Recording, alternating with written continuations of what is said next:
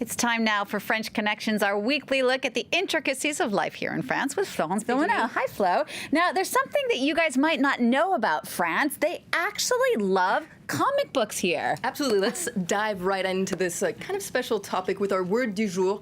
BD, which is the abbreviation of bande dessinée, which is the French way of saying comics. Now, literally, it means drawn strips, but it's much more than that in France. It's actually called the ninth art here. Now, French language BDs tend to be a little bit different than, say, American-style comics or Japanese mangas.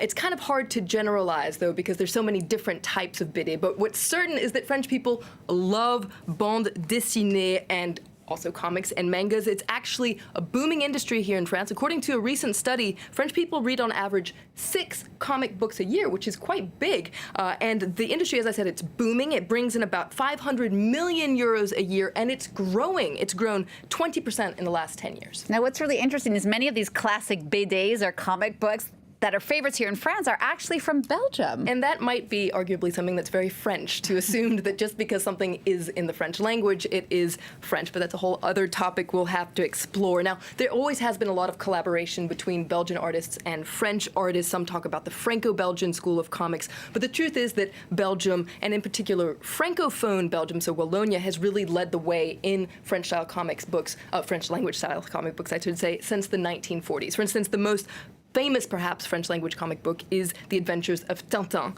which is by the Belgian cartoonist, was by the Belgian cartoonist Hergé. And there are all sorts of other French favorites that are actually Belgian. For instance, Lucky Luke, you can see the Smurfs there, les Schtroumpfs in French, Blake and Mortimer, etc. But France does have its own classics, like Astérix and Obélix, les Aventures de Astérix. This is a series that follows the adventures of Gauls as they resisted Roman occupation in 50 BC. It's a very important part of French pop culture. I like Asterix. Okay, comic books are such an important part of French culture that there are actually several comic book festivals across the country, perhaps the biggest being the Angoulême International Comics Festival. It's a 4-day festival that takes place in January and has so since 1974. It's the third largest comic book festival in the world. It's kind of like the Cannes Film Festival for the comic book world. All the who's who of the BD gather in Angoulême, so this is a city in southwestern France. It draws about 200,000 visitors a year, including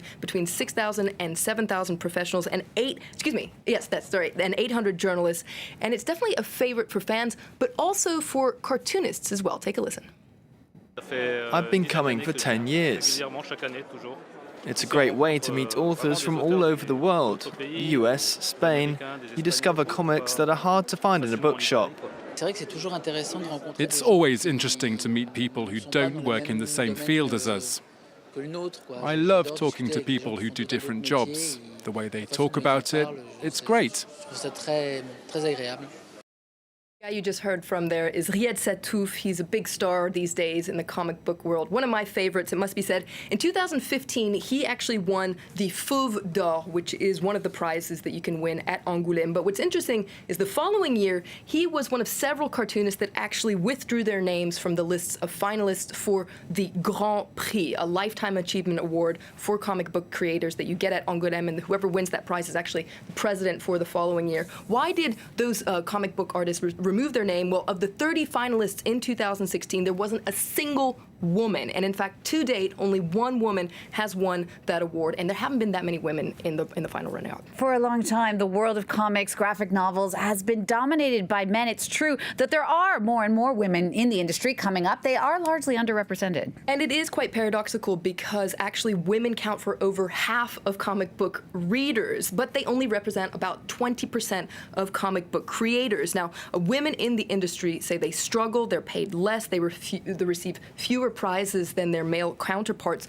But it seems like things are bound to change because girls represent 80% of students in art schools in France, and there is definitely a thirst for material by women.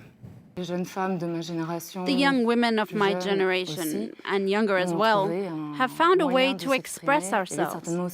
There was a void, and we're filling it. We're trying to renew the pool of comic book readers, and many are young women. Also, there are more and more women editors. Being a woman is no longer a curse, it's a blessing.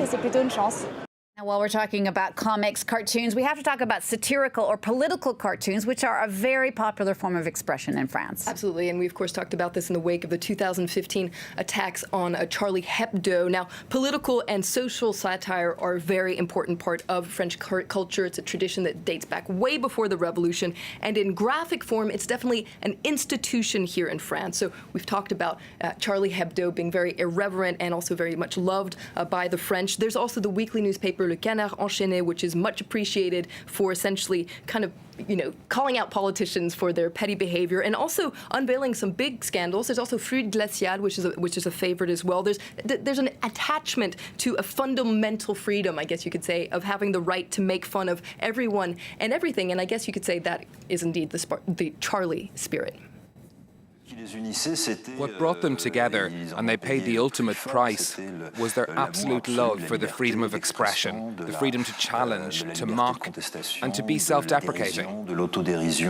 So perhaps that's one of the reasons why there's this big love for les BD in France, because on the one hand, it's an enjoyable form of entertainment, but it's also a much-needed counterpower. It's seen as a very important medium to getting people to think, which of course the French appreciate. They certainly do. Thank you so much for that, Florence Villeminot, for that look at the BD, the bande dessinée, comic books, graphic novels, a huge part of culture here in France. If you want to find out anything else about France or the French, don't forget, you can always tweet Flo at Flo Villeminot or check out our website, France24.com.